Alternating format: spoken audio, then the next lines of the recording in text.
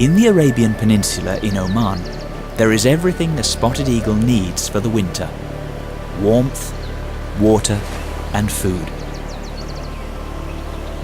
The same wintering spots are popular with close relatives of spotted eagles, the steppe eagle and the imperial eagle. There is a varied diet available here. To some spotted eagles, genuine seafood is the only food worth having.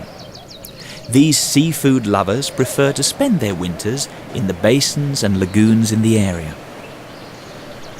Some succumb to fast food. It's easy to get used to easy, sun-grilled food in rubbish dumps. This steppe eagle is full of meat provided by a camel that has collided with a car. This makes it sleepy, and it can hardly be bothered to rise off the gatepost. Other spotted eagles are more health conscious.